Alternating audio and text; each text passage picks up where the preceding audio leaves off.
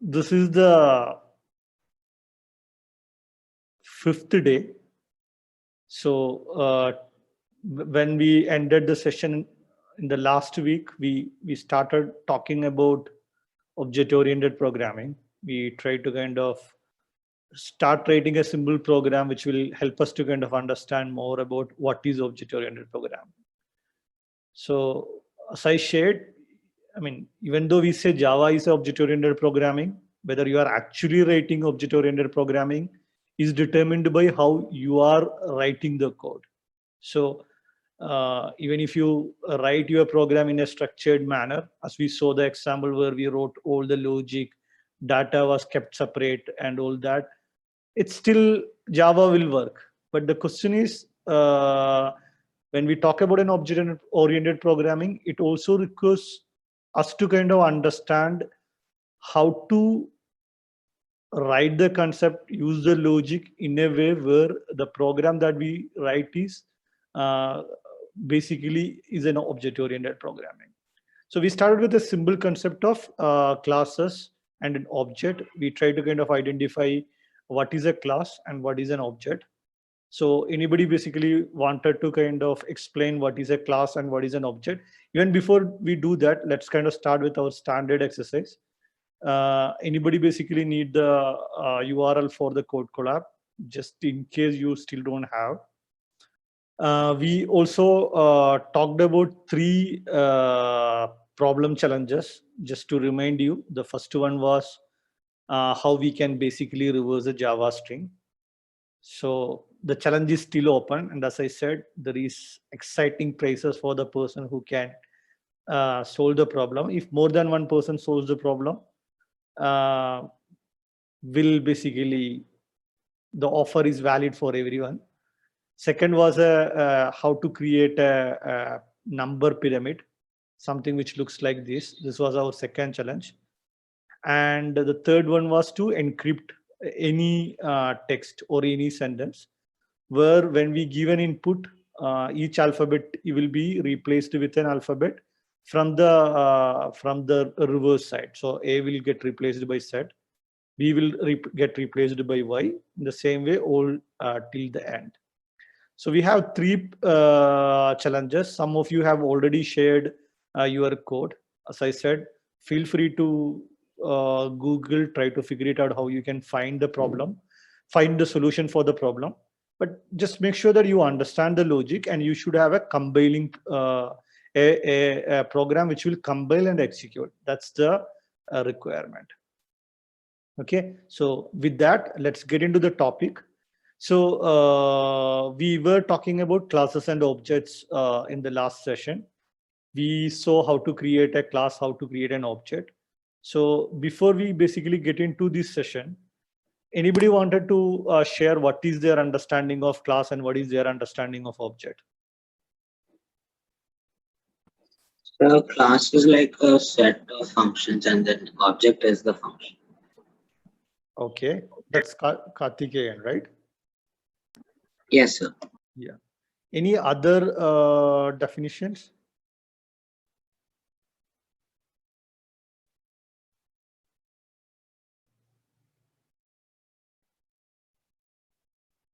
Anybody want to approach it in a slightly different way? I mean, or a different definition for that? Okay. So I think it's slightly different. So the classes and objects is not exactly functions. Object is, I mean, the usual term that you will see in most of the textbooks is class is like a blueprint, right? So let's say you are building a house, you will first create a blueprint how the house should look like, where should be the door, what should be there in the house. So you create a blueprint, and then using that blueprint, you can create one house or you can create any number of house. So when you look at class and object, class is like the blueprint, which basically defines structure of how it should, how your object should look like. And using that structure or that blueprint, you can create any number of object. So that's a very crude definition. But when you look at a class, the blueprint that you are going to create is how your data will be defined in that. What could be the different the data points or the states that your object should have. For example, when I'm saying in my class private string student name, I'm defining that when somebody creates an object with this class student, it needs to have a student name. Or if I don't define age, it basically means that when somebody is creating an object from this class, it doesn't require an age. So treat class as like a blueprint, and the objects as based on that blueprint, how many times basically it get created. So you would have seen like some houses which looks exactly similar way, right? All has the same design. So you can treat your objects as that houses which has all look similar, and the classes the blueprint from which that houses got created. Okay. So the one big difference between a class and the object is like the house. When you once you created a house, that's a real house that basically has, you can touch the house. In the similar way, when you create an object from a class, that object will have some of the, I mean, it will have a very defined state. For example, for a student one, that defined state might be the name Manoj. For a student two, that defined state might be the name Raji or something else. So one thing that characterize each of the object is that from the class is that each of the object has a state, whereas class doesn't have a state. It's just a blueprint. Second is in the object, the behaviors or the methods or the functions that you write can act on the state, right? And depending upon what is the state stored in that object, the output that you might get will be different. For example, if you have a function saying what is the number of letters in a name that needs to be printed, if your state is Manoj, that object will give you a different value than in another object where the name stored is like, let's say, Karthikeyan, right? Depending upon the state, the behavior or the output of the behavior is going to be different. Okay, so I hope you get that concept correct, because that's the foundation of object-oriented programming, or the alphabets of object-oriented programming. Any questions on class and object before we basically move on to more, more, I wouldn't say complex concept, but more like this is the alphabet. Now let's try to kind of build a sentence from it.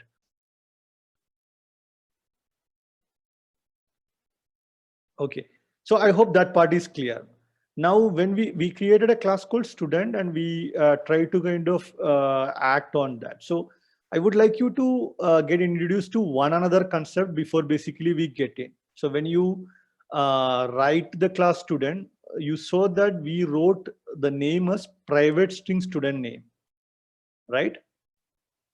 And before the class, we are saying it as like public class student. And if you look at the function or the method, there you are writing it as public string get student name. So what is this private? What is this public?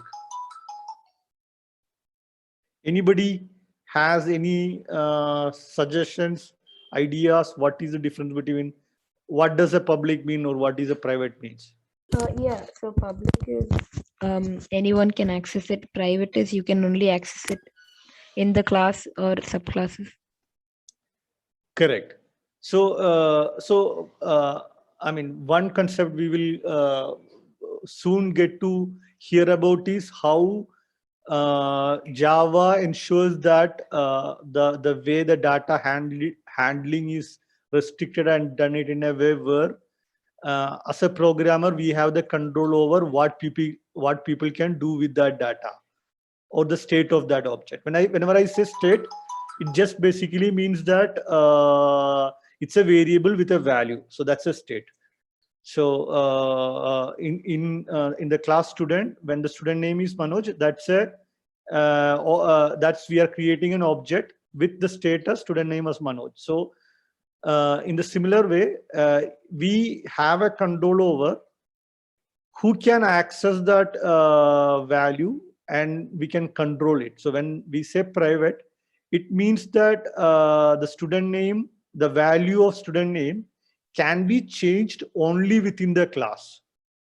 So if somebody basically try to access it from outside, Java will not allow that to be done. But when we say public, that basically means that the value public, if the variable is defined as public, it can be accessed even from outside. So let's not kind of worry about the theory aspect of it. Let's try that. So we wrote a program called student management, where we created a simple class called student, where we defined it as private name, private roll number, and student. We defined this class, and in the student management system, we try to define, right? So the student class, and we give the variable name as student1, and we then created that object from the class. So to create an object from the class, there is another concept which is called as a constructor. So constructor is the data which is required, minimum data which is required to create that object. In this case, we have given the name and the roll number as the minimum data which is required to create this object. You can also have a constructor where it's called a default constructor, where there is no value that you need to be provided. And then we are basically getting the student.getName back. Now let's try to see whether we can access the roll number also. So we wanted to print the roll number.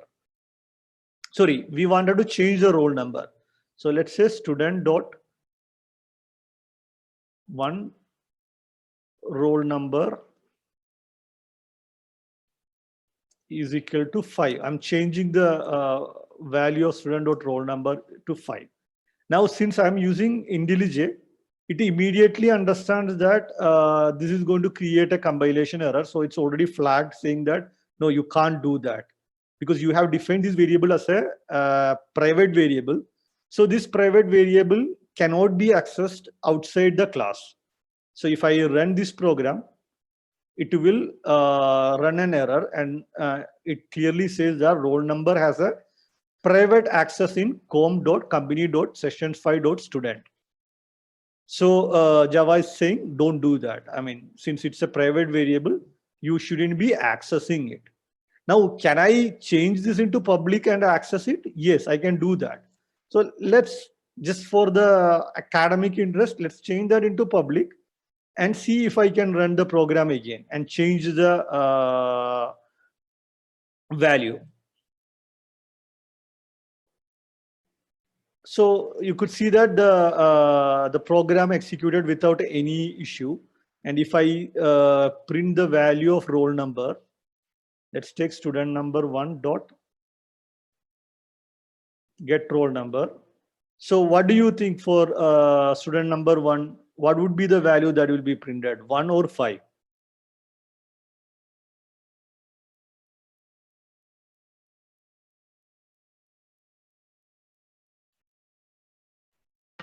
Sir, I think it will be 5.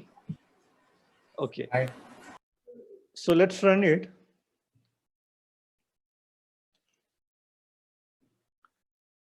So the value changed. Value changed in the sense like we changed the state of that object. We changed the state of an object where the value was roll number to change the state to roll number is equal to 5, right? From an outside the program. Now this basically can be a little risky sometime. And when you actually write programs in a real world scenario, this can create problems. Can anybody think of any reason why we shouldn't allow the roll number to change once a student object is created?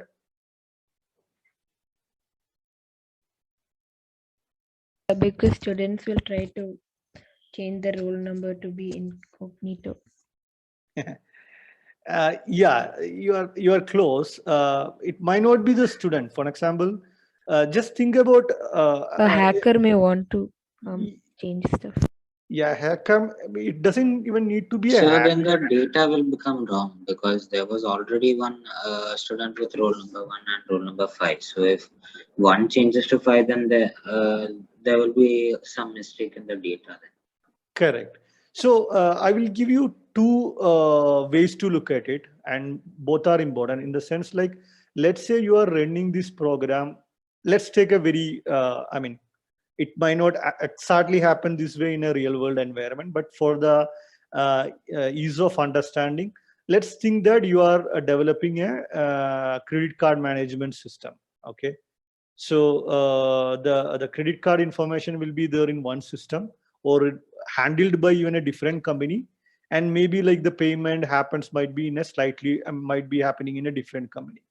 So for a credit card management system, again, it exactly doesn't happen this way. Just for the understanding, once you create an object and hand it over to over network to someone else, you don't want some of the values to change, right? I mean, it can basically completely get the data into an inconsistent state. Now, even if you take the student management system, you might be retrieving all this information from a database. So you read the data from the database and created an object with student name, roll number, and all as how the data is there in the database.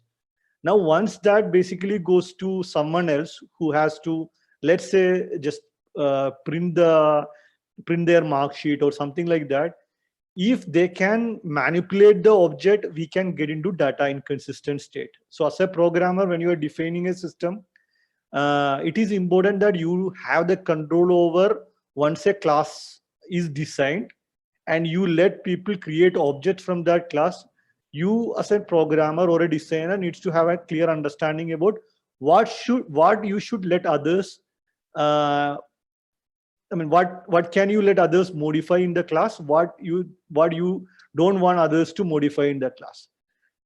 So whatever you don't want others to modify in the class, you hide that information within the class. And one way to hide that information is you can basically make that variable as private. Now let's assume that somebody still need to get that roll number. You can always use a getter method or a function to give that information.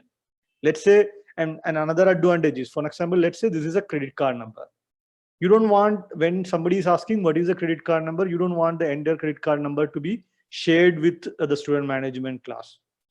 So you have an option to write a program. Let's say when somebody is calling get roll number, you can write a function saying string roll number is equal to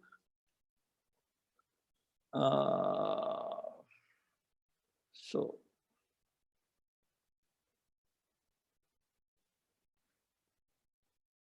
substring, sorry, this is an integer, so I'll just use something like substring 5. I mean, I can change the method and modify, and don't give them exactly what is there inside the class. So as a programmer, you have an option to ensure that what data people get from this class is as per your design.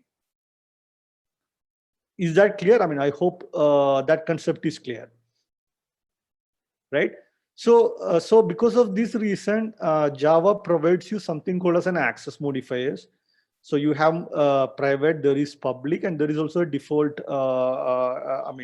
data modifiers, which you can use with your variables, so that you define in terms of who can access your variable. And you can also add that, access modifiers in each of the functions or the methods, so that it also defines who can access that, the method or the function.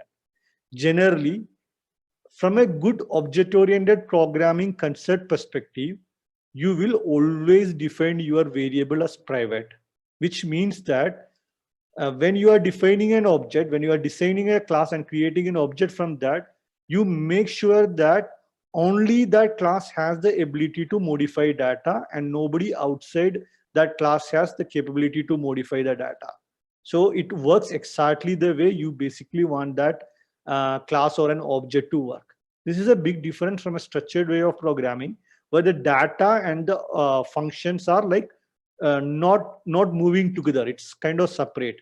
So there is a chance that somebody makes a modification, another method try to access it, and it gets completely a wrong information. So in an object-oriented programming, data gets wrapped around your method. So you don't have a way of go directly to data without going through the method or the functions. Okay. So one question, I'm assuming that all of you has been like learning something about the object-oriented programming. So from an object-oriented principles, do you know what is this principle called?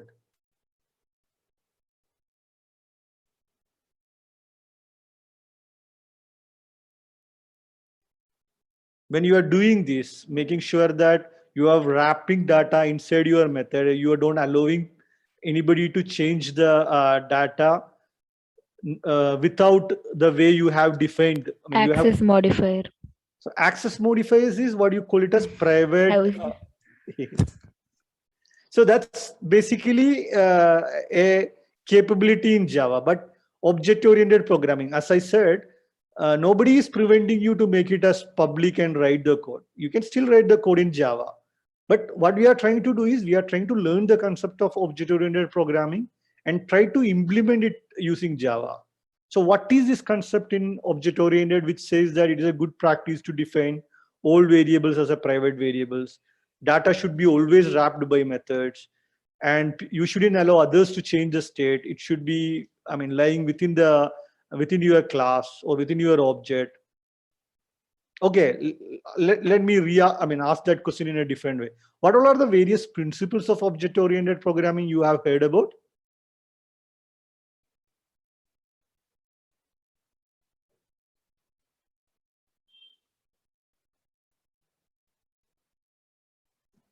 Okay. So like the class objects and the private, public. Okay. Any principles? I mean, have they taught you when they talked about object-oriented programming? 9 principle, 4 principle, anything. Okay, when you basically learned about object-oriented programming, what else came in? What all are the common words, buzzwords used along with object-oriented programming? Encapsulation, data abstraction. Yes. Yeah. Okay. Encapsulation, data abstraction. What else?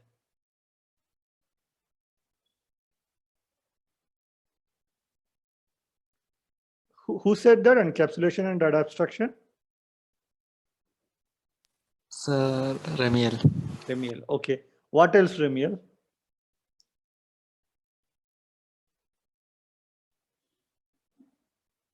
Inheritance. Have you heard the term inheritance? Yes, sir. Have you heard the term polymorphism? Yes, sir. Now all are coming. Okay. It just needs some brushing. So now this is the clue. So whatever we talked about basically is one of this concept. Okay. So you guys have heard about the concept. Can you map it which concept it is?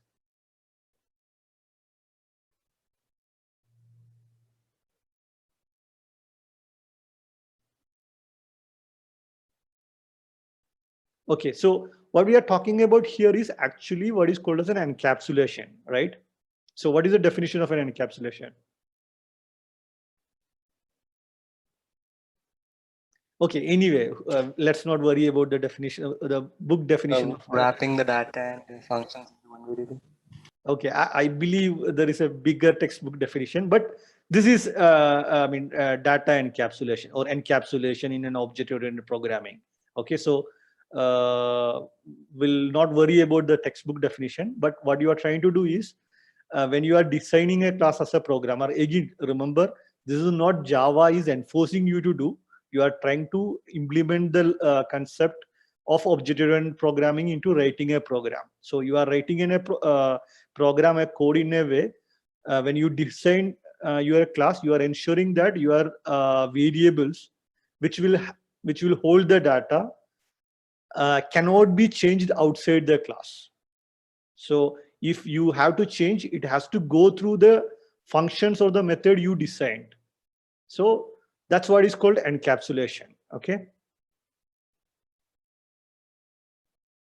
Now, when we talk about the object creation, along with encapsulation, there is something important which is called as how do you first create an object. For example, you could see that I created the first student, new student as Manoj and 1, right? Which is nothing but the name and the roll number. In the first line, if you see how I have created the object.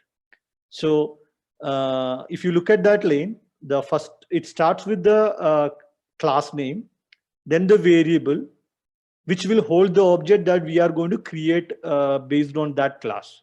So let me go back to the IDE. So we talked about the example of a blueprint, and based on the blueprint, we create multiple houses. So this is the blueprint.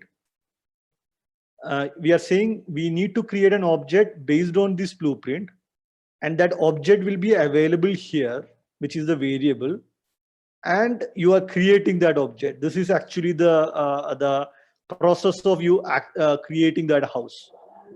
Now, when you are creating, when you create a house, maybe like you might buy the accessories for the house later, but there is something which is bare minimum required, right? So those you are providing through its constructor. So in the case of a class student, we are saying we cannot have a class called student without a student name and roll number associated with it.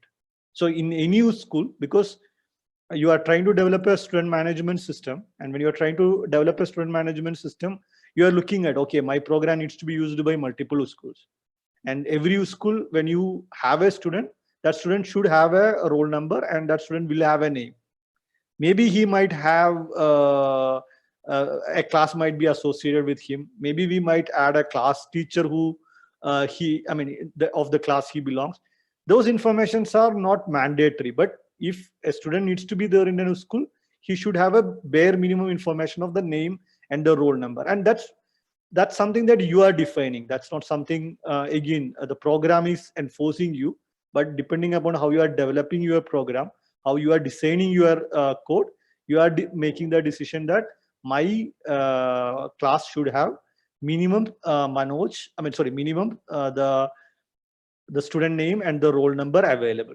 Now, if you make a decision, no, I don't need any object, I will always add these values later. That is also possible. So can we create a object like that, student?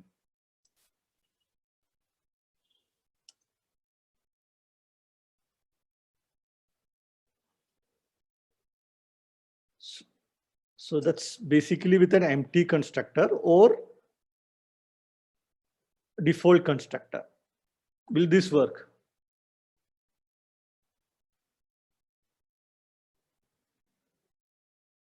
Any guesses? What will happen if I compile this program? So maybe it will run, but then no value will be returned because there is no value given. That's okay. Yeah, no. So let's. I don't think it will run. Yeah. So this will not run because if you go back to our class student, we have created a constructor where it accepts student name and student roll number. Okay. So this is, again, the word constructor. The constructor is used to create object from a class. So when it's going to create, it understands that for me to create an object from the student class, I minimum need 2 values, that is student name and student roll number. Since it's not there in this object creation, it will not allow me to run, and Java will compile both. Your class definition says that you need student name and roll number if you have to create the student. So it will not run. But having said that, sometime you might have a scenario where you will create an object with student name and roll number. Maybe some scenario you don't want to provide that. So it is possible for you to define multiple constructors in a class. So I can also have a constructor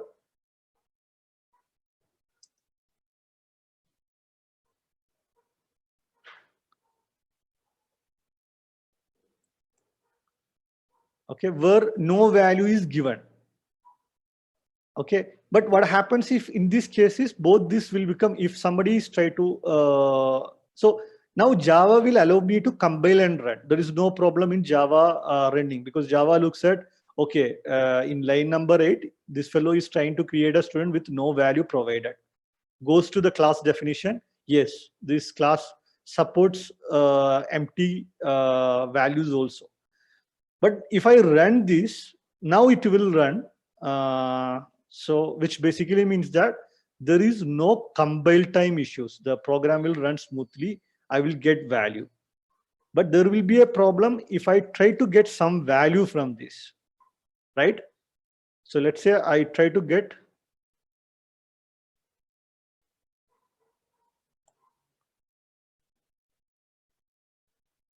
what happens if I run this now?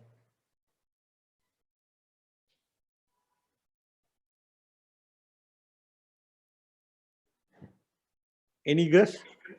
Sir, now it will run properly, but then no value will be there because it's not given. Okay, let's run it.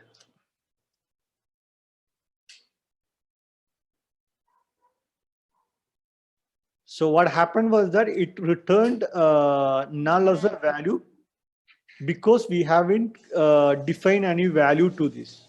Okay. Name is null. So usually what would happen is, let's say now we printed, but in many cases it's not mandatory that we print this. So I mean, as somebody who doesn't know how the class student is defined, let's say I assigned this value to test, and I say student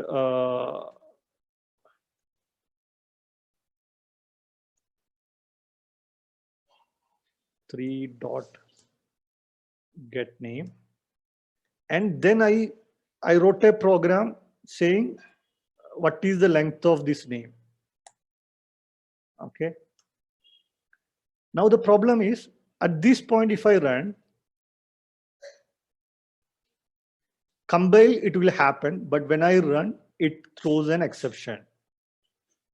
So this is what you call it as a runtime exception. So Java has two. One is compile time exception, where Java, before executing the program itself, it understands that there is what do you mean? The way you have written the program itself, there is an issue and it will not allow you to compile. There is another type of exception which happens because of the inconsistency in state. What is the inconsistency in state here? You have tried to get the name of a person which you have been assigned. So this becomes a code with an error. So again, when you do object-oriented programming, that's one reason you don't allow people to do anything with the data, because your program will start throwing error.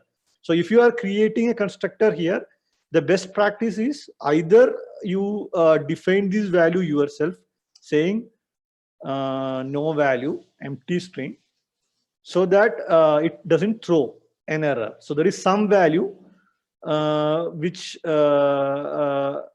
and then you will understand that we'll define it as -1 to say that it's not a valid roll number. But this is again not a good practice. This is just for the academic interest to explain to you what is a default constructor or how we can define object or create an object in multiple different ways. I show this example. But one thing you can remember, let's assume that I haven't defined this constructor. Java will automatically treat that there is a default constructor, and it will still allow you to create the object. So let's go back. We'll change this into private, and let's remove this because we don't need this now.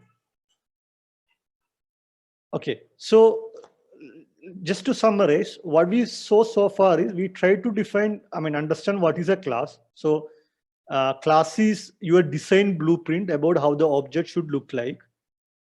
And based on that design blueprint, you can create any number of objects, and each object will have a different state. And state is nothing but what is the value you are assigning to its variable.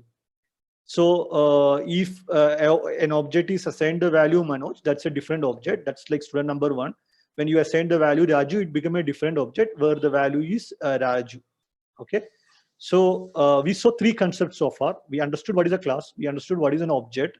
We also understood what is encapsulation and how we can do encapsulation in Java by using access modifiers like private, public, things like that. Okay. So are you guys with me so far?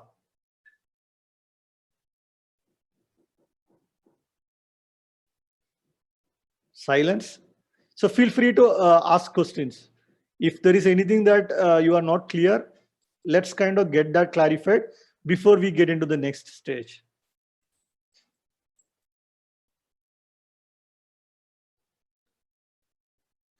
Other, everything clear? Yes, sir. Yes. Ramil?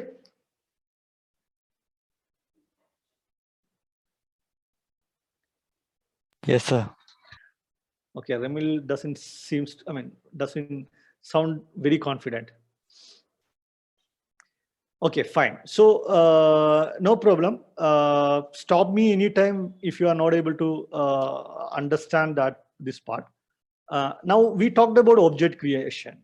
We also got into the principle of object programming, and we also see the one concept, which is encapsulation. But Java comes up with a lot of powerful capability, which helps it to become a very, what you call as an entrepreneur level, entrepreneur level program, which is used by many organizations and the companies. Right. So what are some of those concepts that we will try to kind of, understand in the next couple of slides.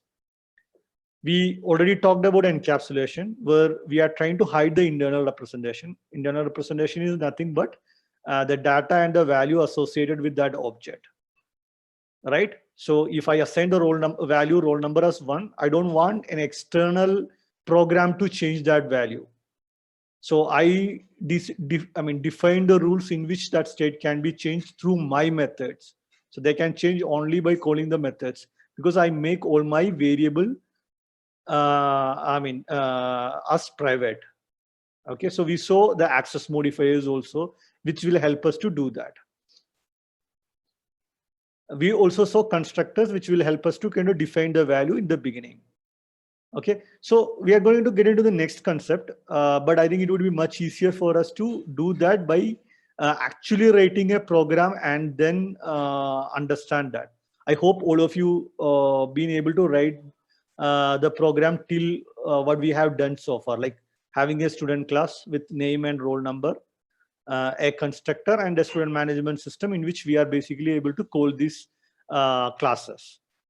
It says there are 3 components, but you've only written 2 of them. Okay, sorry, that was my mistake. Okay, I wanted to include a transportation cost, but I thought like, why should we spend a lot of time writing the code? We can make it simple. So I believe in schools you have a transportation fee also, right? Yeah. So that's the reason. Then is that the transportation also, like? You can, when you do, you can do that. I thought like we'll keep it simple so that first we'll have a clarity on the concept. You can add transportation fee also. You can expand. You can actually use the concept to develop a real world school management system also. We are just touching on the fundamentals of the principles now. Okay, so our objective here is very simple. We wanted to write a program. The program will have multiple factors, but we are focusing only on a part which will print the fee which each student needs to pay. Okay, so here in the design we are only considering that each student should have a unique admission number. Since we already gone with the roll number and the name, we will go with that. So each student should have a roll number and a name. Along with that, each student, we need to calculate how much fee he needs to pay. So, but the challenge is the fee will be different for different students. If you are, from 1st to 7th, your fee might not be the same as the fee which a student in the 8th standard or 9th standard pay. So I made it very simple. I'm saying Your tuition fee from 1st to 7th is 10,000 rupees.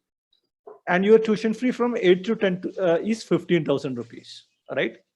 And every student has a technology fee for using all the, what do you call, your online teaching solution, whatever that you are using. There is a 5,000 which is fixed for all student. Now we need to write a simple program which will print the fee based on which class the student belongs.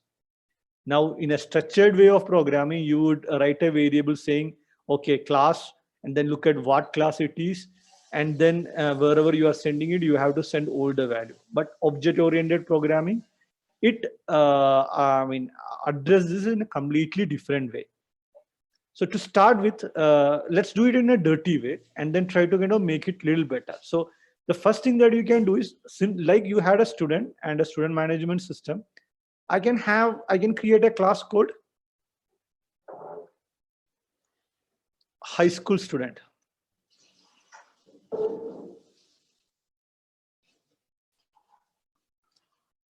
I can have all this variable there.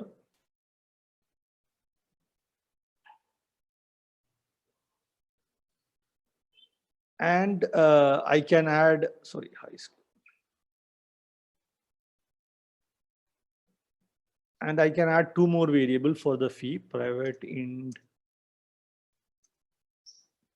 tuition fee. Okay, we said high school student is 15,000, right? 15. And private int technology fee, which is 5,000. All right. And then I can write a method private int get fee and return tuition fee plus technology fee, right? I can don't write this code. This I can have another class called what is called upper primary UP student. UP student. Actually, I can copy all this into the other class.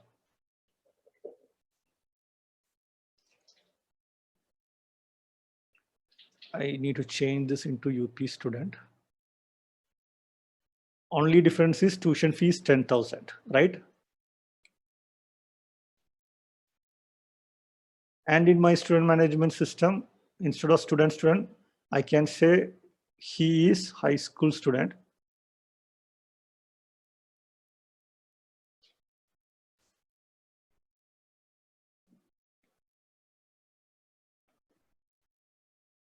I can say he is UP student.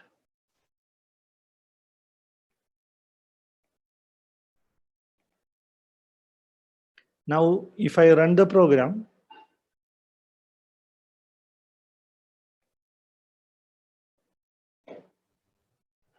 okay, I think, sorry, student fee.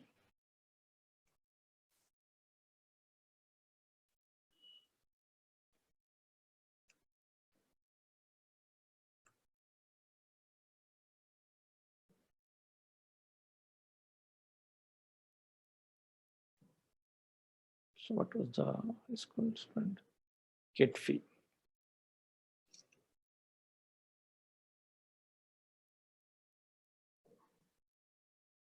So what's happening?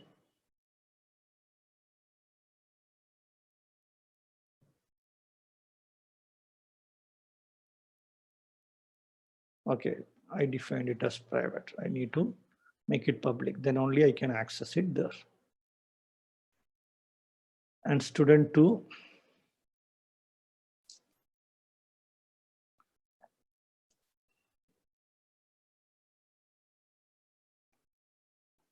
Any idea why? Okay, that's also.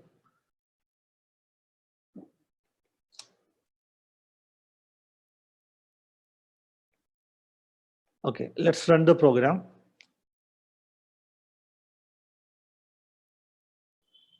It's working fine, right? For the high school student, it printed the fee as 20,000. For the UP student, it printed the fee as 15,000. All good, right? I mean, as a program, it's behaving properly. Again, there is no issue with the logic side. There is no issue with Java side. But when you look at these classes, do you see any issues? Yeah, we don't need two kinds of classes. We just need one class. Why we need only one class? Yeah, so we can like say make a method that returns what type of student they are. So they have to input what grade the student is in, and then if the grade is greater than this, like greater than 9 or more, it'll be high school student or else upper primary. So and then you can make a method called get this thing fee. Yeah, so get fee Right. depends on the type of student. Okay. So that's Yeah, one get way. tuition fee. So Yeah, tuition fee yeah. is different. That's one way to do it. What Abel suggests is that we can add another variable saying grade here, and then we can in the student management system do like student dot get grade, and if based on the grade we can have a if else condition, and if the student is like a high school student, that his fee will be printed, and if it's a UP student, that fee will be printed. So which is one way of doing it, and it's usually the way followed in a structured way of programming. But object-oriented programming approaches it in a different way. There is a reason for that. Okay, so the reason for that is, let's assume that let's first go with what Abel suggested. Now we have a high school student, we have a UP student. So one if else condition is fine, right? Now let's assume in some scenario the condition kind of keep increasing. There is a UKG student, then you need to come back and again add an else condition and do the write the program to find. It's easier to add an else condition than to make a new class altogether. Correct. That point is also valid. So I mean, so much of things here, right? I mean, and we have to do this again, and we have to do this again. Or else you can make new classes, but maybe you can make a base class student. So they all derive from student, and the only thing that changes is getting tuition fee. Exactly. Everything So else is constant. what is that code, Abel? Inheritance. Correct. So the way object-oriented programming approaches this problem is it is asking all the programmers to use the concept of inheritance and to some extent polymorphism. We'll talk about polymorphism later, to ensure that you do it in the most effective way. In the most effective way is that you don't have to duplicate code. So which basically means that what we have done here is, this code is this, at least 60% of the code here is already there in the student class, and that code is also getting duplicated here. Duplication leads to bugs, because when some changes needs to be made, you will go and make the changes in one place and you might forget the other places. So a good programming practice is to ensure that for any activity that you are doing, it is done in only one place, and that one place alone. So a best design and best object-oriented design happens in a way where your code or the logic doesn't get duplicated in anywhere else. And when you have to add, there is a term called, it is open for extension but closed for modification. So you can't modify a code. Like when you are adding if else condition, you are modifying a code, but don't modify it. But you can keep extending the code. How is that being done? We'll see that. Now, whatever we are going to do, I would like you to also to follow that. So what I will do is just so that everybody is doing it in the same way, I'll just delete this class and we'll start all from the beginning. I'm just deleting UP's. Let me delete this also.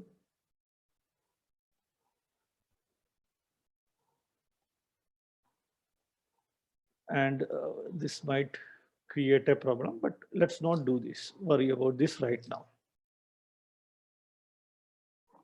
Okay. So the first thing that we are going to say is we are going to going to think about how to define our class. So in the class student, now in our problem statement, we had two more. If you look at the UP student and a high school student, they are almost the same in almost all the scenario in except in one single behavior, right? So what is the behavior in which they are different? What is the behavior or the state in which both are same?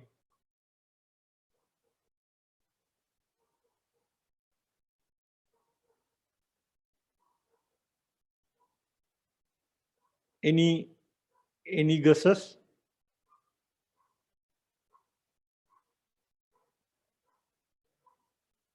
So let me kind of rephrase my question.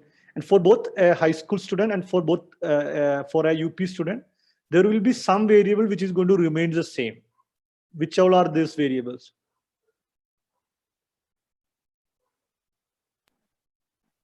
Sir, the technology fee will remain the same because both No, have. Yeah. So we are not going to even come here. Before that, like the admission number is going to be the same for both high school student and the UP student, right? Or the roll number, the name is going to be there for both high school student and both UP student. Only one case where it's going to be different is how the fee is calculated. Even in the fee part, the way technology fee is going to be calculated is going to remain the same. Only the tuition fee is going to be different, correct? Yes, sir. Okay. So the first thing that we need to understand is what is that functionality, behavior. Whenever I say behavior, it is a method which will be different in each class and which will be the methods which will remain the same in each of the different type of objects. So here we understand that the way we are going to calculate the fee is going to be different in high school student and in UP student. So what we are going to do is we are going to create a child class and a parent class. Okay. So parent class will have the state or the variables and the methods which is going to behave the same way for all the child. So who is child here in our case?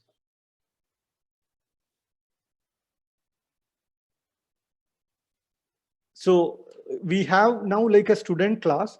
We will have two more class called a UP student class, and we will have another class called a high school student. So high school student and UP student is going to be the child class, and the student will be the parent class. So the parent class will have the variables and the methods which is going to be the same for both the childs. So which is in our example name and the roll number. But we know that there is going to be one method which is going to be different in each child, which is getting the fee. So we have to still define that here. So we are going to define it, but there is a difference. We are going to say this is an abstract method, which means that it needs to be there, but the student or the parent class doesn't know what it is going to be. So we say get fee. Okay. Sir, is it possible to create a new class inside the public class student itself without creating another file? You can, but that's not considered as a good object-oriented practice. Okay, sir. So now the moment I created this as an abstract, it became red, which says that there is a compilation issue. So it says that if you have an abstract method, you have to make the class also abstract, which basically means that I cannot, sorry, I cannot basically create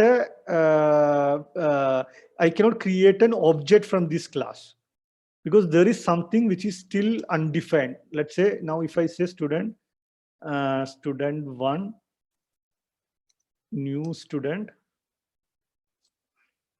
See, it asked me to, so there is something called as a method. It asked me to define it because that's IDE is doing it. It is not done by Java.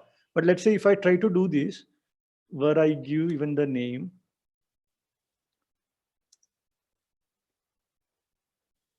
it will not compile. There is the reason being Java understands that this class is an abstract class, so there is something which is still to be defined. So you can't create an object with an abstract class. So that is not possible. So we commented that. Now what we have to do is we need to have a child where the behavior of calculating the fees is going to be different. So let's go ahead and create a child. The first one is, let's say, high school.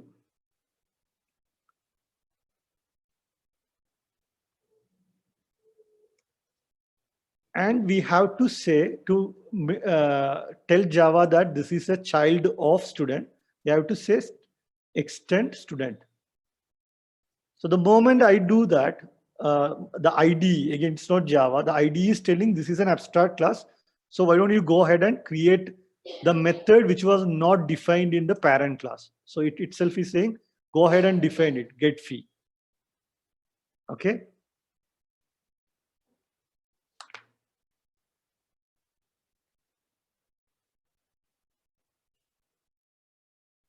And again, so I need to define this object, right? High school student, because for to define that object, it requires a constructor also. So I need to have the constructor also in this class. Now the word, let's say string student name.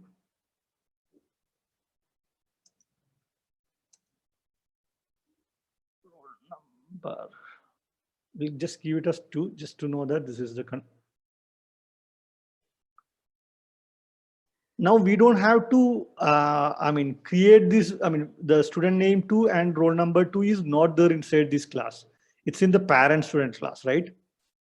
So we have to give it to the parent constructor so that the parent constructor take care of it. For that, Java has something called as a super, where you just call student name to give it to that roll number 2. It's taken care. Now, what does this mean? Let's try to understand that. So I cannot create a student class, but I can always create a now high school student.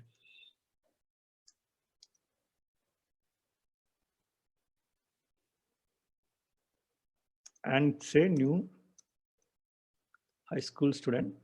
I'm saying Manoj, roll number 1.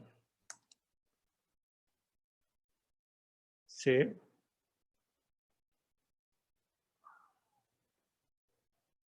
okay, and then we will quickly write the logic of this, where we say private int tuition fee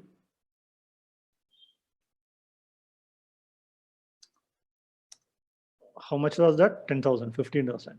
15,000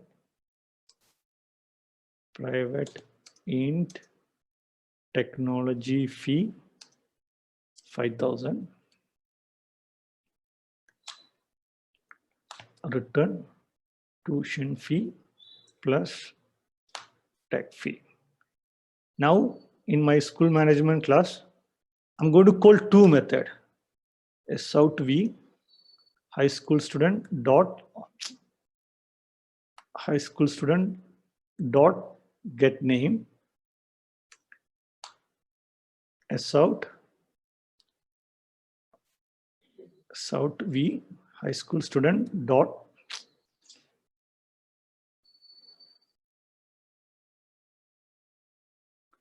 get fee. Okay, and if I run this program,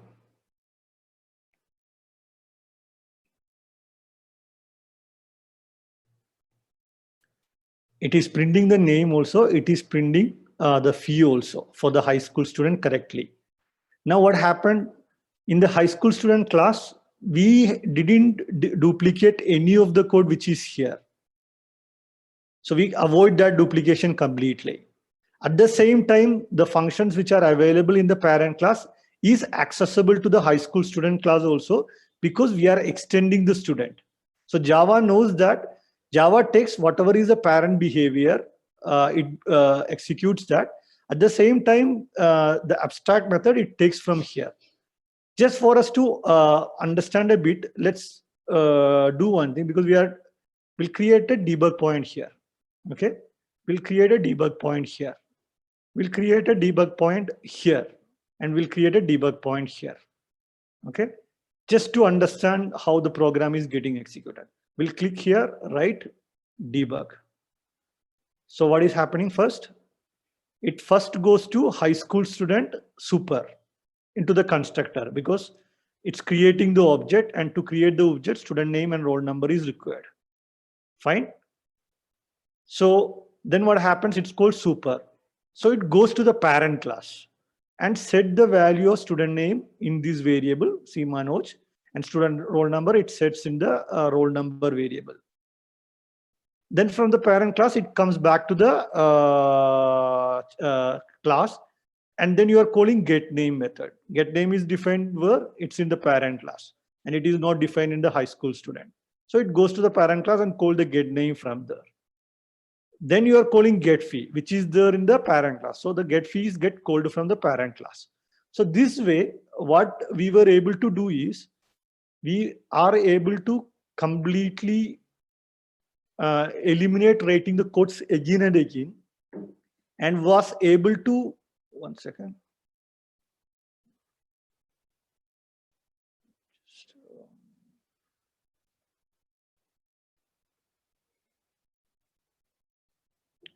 Just able to get the functionality of both parent and child. The advantage with this approach is now if I basically want to write a code, I just need to extend that class. I can say UP student and then try to say extend that and write the code of getting fee in the student, the UP student class. So I don't have to rewrite any code which is already there in the student. I will be able to reuse the same code. Any questions?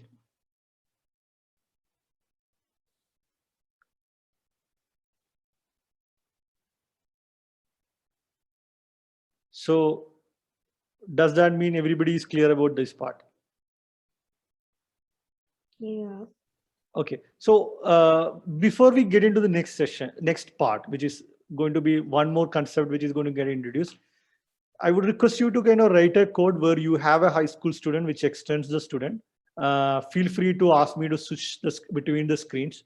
I think we are almost like over the time. So what I will do is I'll be there for another 5 to 10 minutes. You can have a look at this and write this part of the code. Now, next session, we will try to kind of see how we can use the same code to learn more about polymorphism. Sir, if we write if we write student name instead of student name 2 in high school student, will it be correct or would it be wrong? Sorry. Can you share your screen? So that would be much easier for me to understand. I'll just stop sharing. Okay, sir.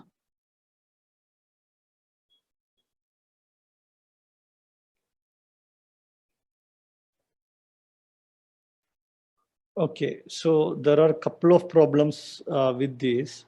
So which is your parent class? Which is a student class?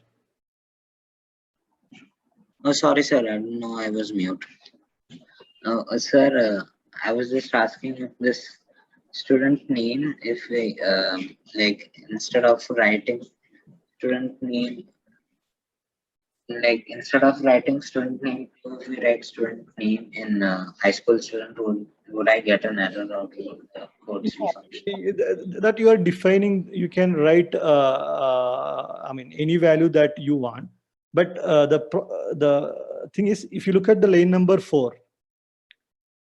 Yes, sir.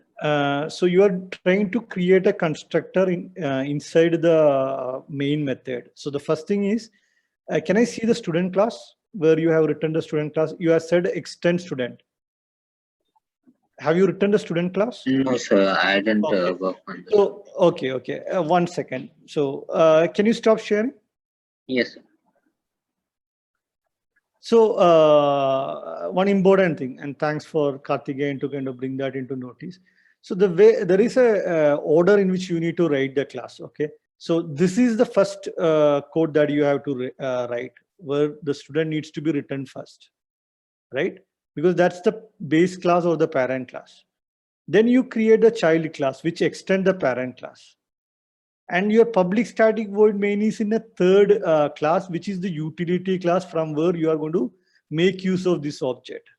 So when you are writing the code also, my suggestion is first you should get this code. You will not be able to execute it, that's fine, but just make sure that you are able to write a code which is which doesn't shows any compilation error, or at least no red marks. Once you write this, you have to write the child class, then write a code which will use this too. Okay, sir. Okay, so your main method is basically, see, we are using main method. I mean, since we are not like reading a data from a console or things like that. So main is just the place where we are testing our code. So that should be written last after you define your objects, everything is ready. So parent class first, then create a child class using that parent class, and then see if you can use that classes to any of the activity that you intend to use it for. Like here we are trying to just get the fee for a high school student.